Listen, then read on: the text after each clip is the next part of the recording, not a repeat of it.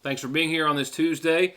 And thanks for taking a little time out of what should be an evening of at least some consideration of preparation, if not preparation. And this would certainly qualify as part of that. As we're talking about impending weather, the pattern and trend of which has almost by hour continued to increase in intensity and in the threat of a winter storm, an ice storm warning in effect for the viewing area, the likes of which only begins in light fashion tomorrow. We do want to stress that there is some ice, freezing rain tomorrow, possible light early, and then some rain in the middle, and then more on the backside or downside, if you will, of your Wednesday. But it's Wednesday night and into Thursday when the potential for some very serious accumulating ice, freezing rain, some snow after all that all begins. So as I can guarantee you, there will be an update in your weather forecast in just a few moments. But the timeline seems to be following that scenario as of right now. Only a 10% chance of some light rain after 5 a.m. tonight. Nothing during the overnight tonight. And like I said, some slight chances of some precipitation tomorrow. And I think right now it's actually going to be more of a rain event in the morning per the latest update, with a daytime high finally hitting about 37. But that chance of some glaze, if you will, in the morning, rain thereafter, followed by maybe a tenth to a quarter inch of ice late tomorrow night, and then increasing into your Thursday and Thursday night. And there are numbers suggesting that we in this area, which were on the line, the outskirts of this whole scenario 24, certainly 48 hours ago, could see anywhere from a half to 3/4 to maybe an inch of total ice accumulation.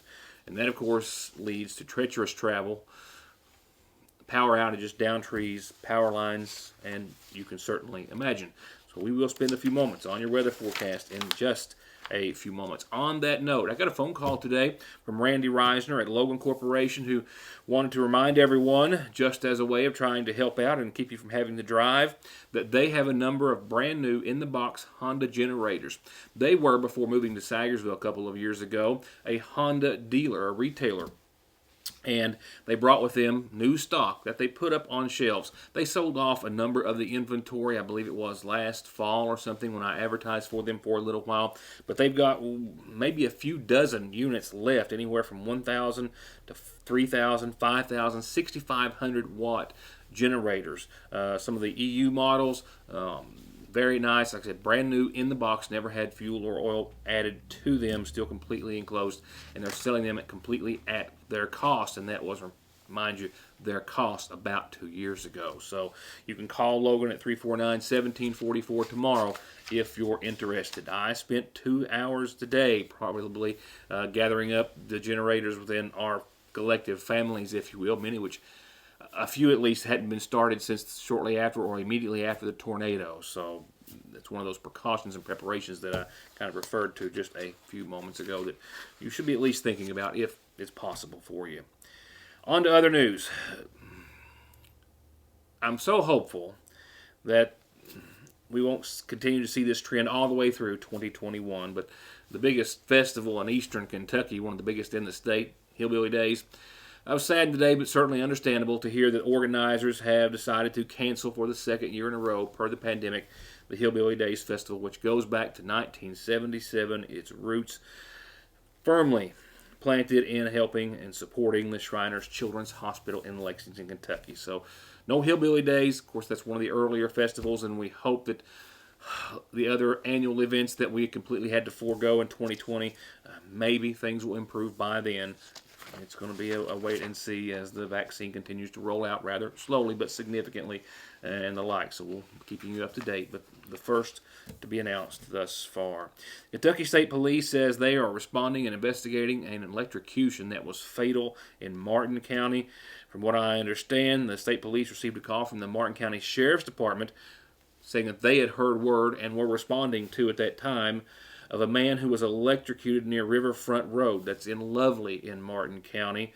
Detectives and authorities responded, and per their initial investigation, say that 36-year-old Brandon Chapman, who was from the Tomahawk community, was electrocuted near an abandoned building in that area. He was found dead on the scene by the Martin County, or pronounced dead on the scene by that Martin County coroner. Well, another day, another auto accident responded to by local emergency personnel. This just after I left you after the early show last evening, shortly before 7. We're told that fortunately the driver of this vehicle was able to get to her cell phone and I believe call for assistance and help herself. Had she not, she may have gone undetected in her vehicle for some time. See what I mean? This was last night, or just before 7 o'clock, I guess, around a quarter till, about 1 mile past the Mill Branch area on Route 30. The vehicle headed up Route 30, out of Sagersville, if you will, when the female driver reportedly lost control of her vehicle. It's not known what caused the accident, but she veered over into the other lane and then over the embankment off the other side, and then, as you can see, literally buried under trees and brush, and possibly could have gone undetected, I'm told, by responding EMS had she not been able to reach her cell phone. The Magauffa County Rescue Squad, as well as Middle Fork Fire Department, other EMS, lifeguard, and the Magauffa County Sheriff's Department all responding. She did suffer traumatic injuries. We believe not life-threatening, but traumatic nonetheless, that would require her to be, per the paramedic on scene, life-flighted from a landing zone established nearby. Unit 116 out of Martin County landed nearby, and she was transported to the Cabell Huntington Hospital, where she was last listed still in intensive care. I believe she was the only occupant of the vehicle, and we believe no other vehicles were involved, and we wish her a speedy recovery. Appalachian Wireless invites you to start the new year off with a bang. What better way than with a new Samsung device? The new Samsung Galaxy S21, S21 Plus, and S21 Ultra are the latest and hottest devices of the new year, with great cameras, all-day battery life, and faster processors. The S21 is the phone everyone wants and will be jealous of. From now till the end of February, the new Samsung S21 models will be $400 off the Advantage plan at Appalachian Wireless and AppalachianWireless.com. Better service, bigger savings. That's today's Appalachian Wireless. Know that life cannot come to a complete standstill because of the pandemic, but we can make sure that you can continue to bank safely and securely by calling either branch of the Sagersville National Bank to schedule any in-lobby services, or by using either of our drive-thrus. Mondays through Fridays, the main drive-thru is open from 8 until 3, and the branch drive-thru is open from 8 until 5, and the branch drive-thru is also open on weekends, Saturdays 8 until noon, with ATMs available 24/7 at both locations. Or by taking advantage of our completely free 24-hour internet banking and bill pay, banking by phone, remote deposit, automatic payment services, and more. Sagersville National Bank, always making your banking easier and safer. Drive safe and save this winter at Conley Tire in Staffordsville, or just go to conleytire.net to see the latest specials on thousands of all-season snow and off-road tires in stock every day. And you can take 6 months to pay with no interest at Conley Tire, 297-2424.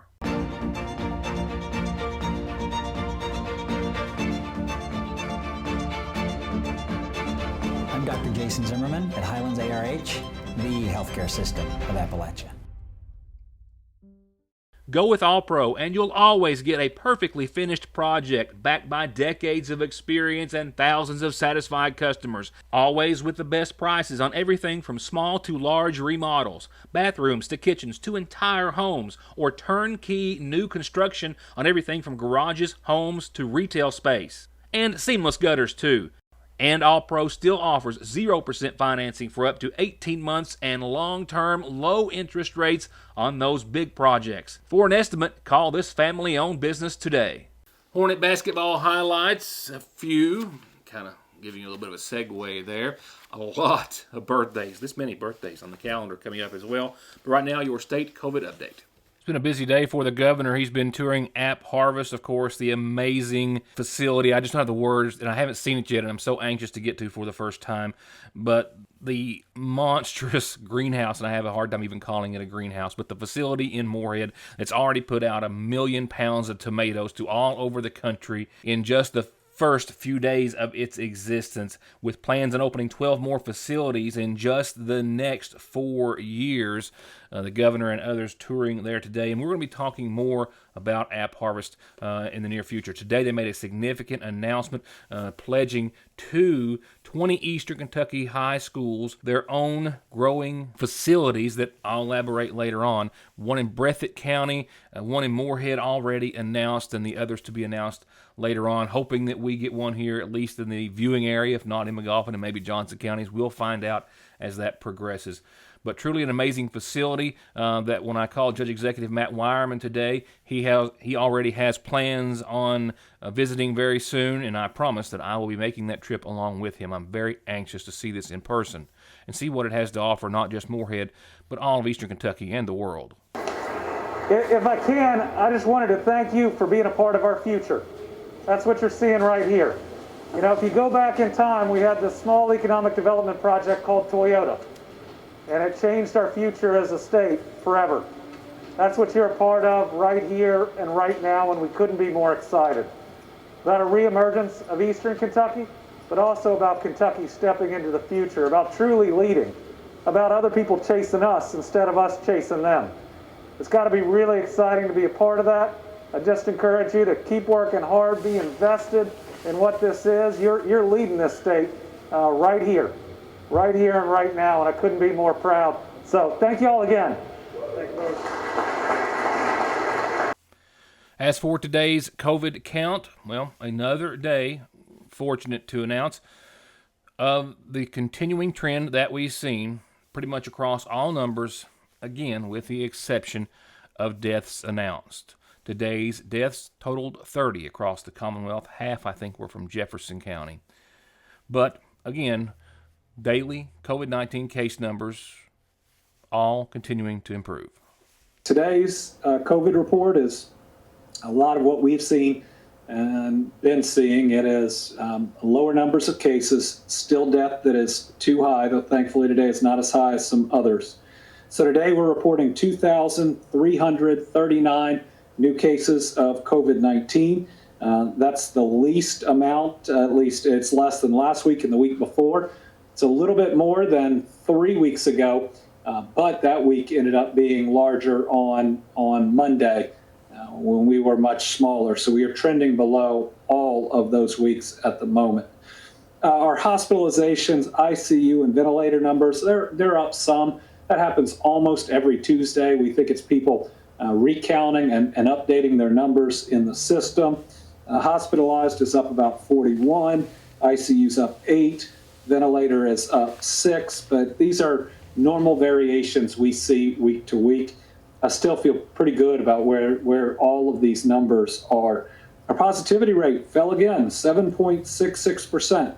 That is a good thing. For your Magoffin County COVID update, the only data I have is positive data, and that we only had 4 cases confirmed today through the Magoffin County Health Department. That does come, of course, after the 15 that were reported yesterday, and the total, I believe, of 6 or 7 over the course of Saturday and Sunday. So we were very much hoping for not another day like yesterday, and saw 4 cases today, which is certainly an improvement. We'll have more from our health department on tomorrow. Right now, I've got some business to take care of now. Part of it is due to the fact that I got busy yesterday and didn't check the messages before I sat down to do last night's show.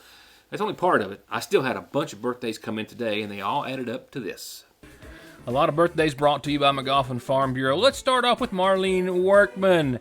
63 today, I am told, from your friends and family who want to wish you lots of love and birthday wishes. Marlene, happy birthday to you.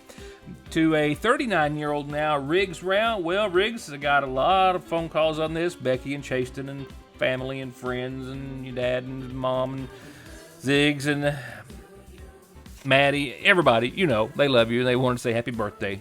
Riggs Rao, 39 today. Happy birthday to you. I was asked to say a happy belated birthday to Edison Bailey from a lot of friends and family. 75 and a couple of days now on top of that, I believe. Happy belated birthday wishes to Edison Bailey and to Ressie Wisecup Joseph. Happy birthday to you as well from your husband Buck and friends and family. Happy birthday. And had I not wished this lady a happy 98th birthday last year, which I'm sure I had the same feeling. There's no way I would have believed that she was 99 almost. That's right. This lady, who wears it very well, 99 tomorrow. So from your church family and a whole lot of friends, Maxie, happy 99th birthday to you. And I wanted to put that out there a day early to give everyone a chance to wish you well. So we'll be sure and wish you a happy birthday again tomorrow when she'll actually be 99. Happy birthday again. A quick reminder on the calendar, for the last time perhaps, it's been on here for about a week or so, from your Montgomery County PVA's office. If you're turning 65 this year, find out how you can apply for the homestead exemption and save up to $600 a year. And find your announcement heard and seen here on Your News Today for free. You just have to get it to me some way, one way or the other, any of these ways you can, and that's birthdays and anniversaries. And we print birthdays and anniversaries and birth announcements in the Sagersville Independent, and they're free there too, but don't send them to me. I can barely handle my own. Send it to Joe, J-O, at SagersvilleIndependent.com.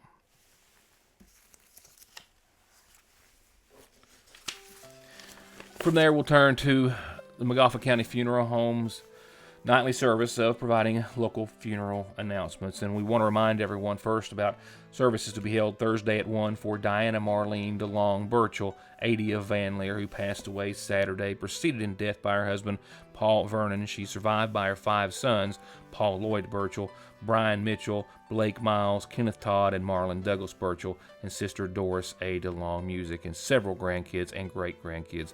Graveside services held Thursday at 1. Friends can visit the Montgomery County Funeral Home from 10 until noon that morning.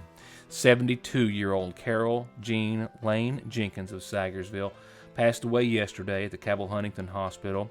The daughter of the late Robert C. and Mabel Conley Lane, she survived by a son, Scott, and daughter Christy Russell, a special niece Elizabeth Leanne Pelfrey, and brother Ed Lane, sisters Andrea Sue Howard, Barbara K. Lane, and Juanita Lane, and 4 grandkids. Funeral services in her honor are going to take place this Thursday at 1 from the Elk Creek Free Will Baptist Church, and burial will follow at the Adams Cemetery at the mouth of Old Lick Creek. Family and friends can call on the church for visitation Wednesday after 6 and anytime prior to services. And the family says that in lieu of flowers, please make contributions to the Elk Creek Baptist Church in memory of Carol Jenkins. You can do so at the church or at the Montgomery County Funeral Home. And funeral arrangements still incomplete at this hour for 36-year-old Christopher Dyer of Far Middle Fork in Sagersville, who passed away Sunday. And I'm also told that Terry Minix, 60 of Sagersville, passed away on Monday, yesterday, at Highlands ARH, the husband of the late Patricia Patty Holbrook Minix. Arrangements again being made in his honor, care of the Montgomery County Funeral Home.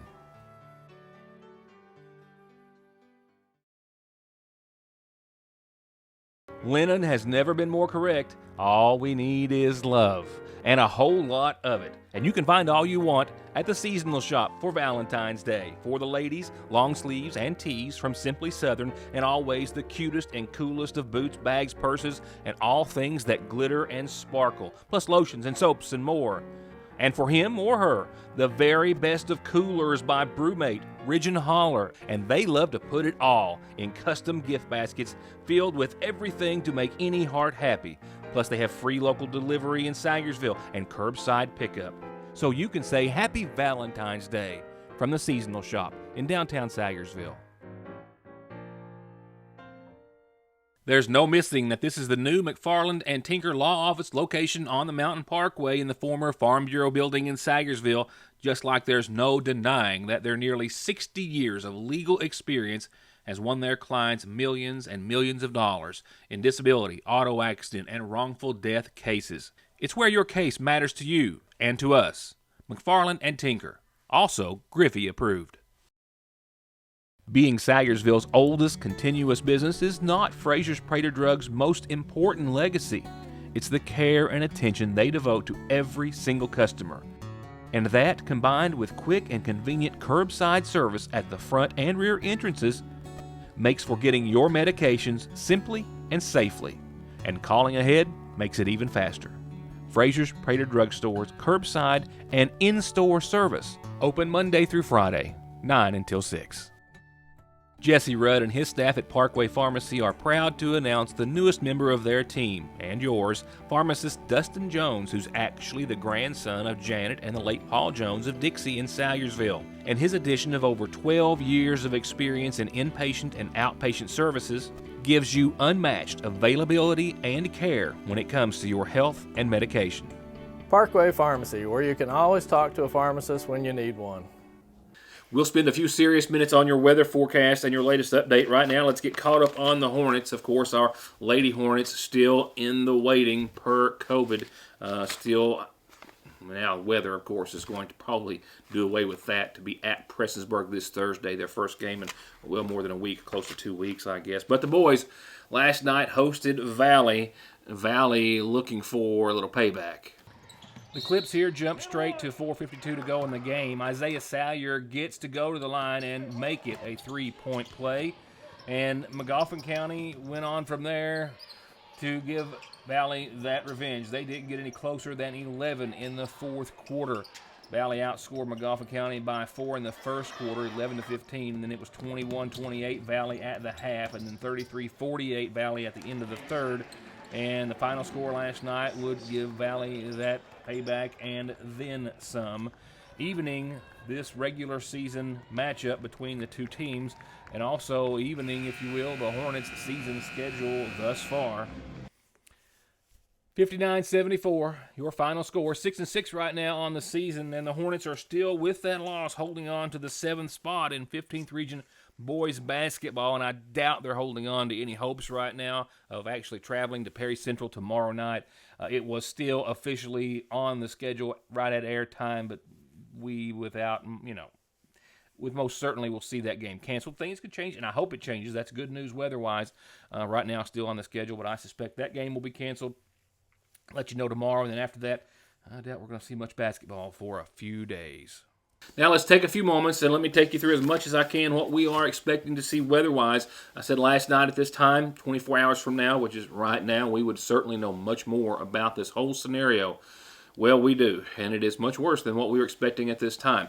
But I can also say again this, that 24 hours from now, while it will already, of course, be well past the onset of this winter storm, that's when things will start to potentially bear down on eastern Kentucky and the viewing area. Oh, a colorful weather map is never a good thing. Your pink is the winter storm warning, just off to the east of Kentucky for the most part. The blue, the winter weather advisory, and we are in the crosshairs of the dark purple ice storm warning area. And indeed, estimations, predictions, the forecast calling for significant accumulations of ice, and like I said at the very start of the program, that could in totality hit a half, 3/4, maybe an inch. This diagram from the National Weather Service gives us a probability of power outages, impacts. And if you'll look at the darker purple area there in the middle, which is right now including Magoffin, much of Johnson and the surrounding area, considered to be among the worst, we've got a 67 to 70% probability of power outages. Now, this doesn't look to be enough ice right now to be widespread, but we will see down trees if this happens. We will see down power lines. We will see a significant number of power outages. It's just hopeful right now, and it's nothing like the ice storm of 2009 that Central Kentucky saw. Nothing like that, but it is very serious. Don't take it lightly. Just before I go into the more specifics of your forecast, just to give you a little food for thought, back in 2001 on this day in weather history, 72 degrees, a record high on the 8th and 9th of February. Now, here's how it all starts to add up going forward. Going through the rest of the evening, well, we're going to be fine. Nothing dramatic tonight. Cloudy skies. The latest update has us up to about 33 degrees and nothing more precipitation-wise than about a 10% chance of rain after 5 a.m.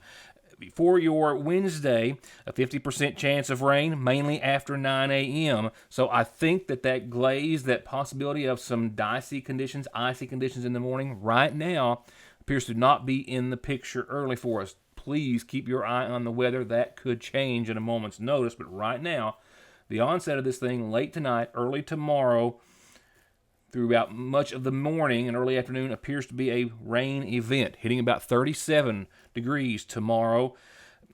between a tenth to quarter of an inch of rain possible tomorrow.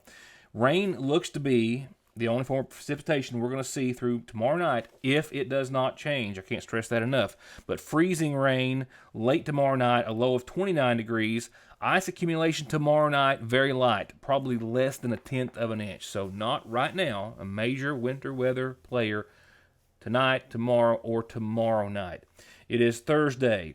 Freezing rain, possibly mixed with sleet. Right now, we have an updated daytime high. We've got 33 on your screen. It's now been changed to 31. And new ice accumulation of a tenth to a quarter of an inch on your Thursday. New sleet accumulation of less than a half inch on your Thursday night. More freezing rain and sleet likely before 11 and some thereafter. 31 degrees Thursday night. New ice accumulation of a tenth of an inch. And new sleet accumulation of less than a half an inch. So when I was giving those estimates earlier, half inch, 3/4 of an inch, that's in totality, sleet and ice. And then after Thursday night, it kind of just goes away on your Friday. Still in the mid-30s. 35 as you saw a few moments ago, and cloudy Friday night. Cloudy and 26. Then another chance of some snow on your Saturday, 34, and a 40 to 50% chance of snow Saturday night, and early on your Sunday, Monday as well. Some snow lingering, partly sunny, 29 degrees. And Sunday night, as you can see, looks to be the coldest night of them all, anywhere from 7 to maybe 10 degrees, regardless, very close or in the single digits for nighttime lows. So with that said, whatever precautions, preparations you can make or maybe help your neighbor make, we suggest that you do so. It's not a life-changing event. We just need to keep everyone in, safe, off the roads, and the like, and just be prepared to maybe hunker down and maybe without a little power for hopefully what will be a short period of time. Hopefully tomorrow's forecast won't be any worse, maybe better. Right now I'm expecting to be much of the same, but we'll find out when I see you next time. Thank you. Good Tuesday, and good night.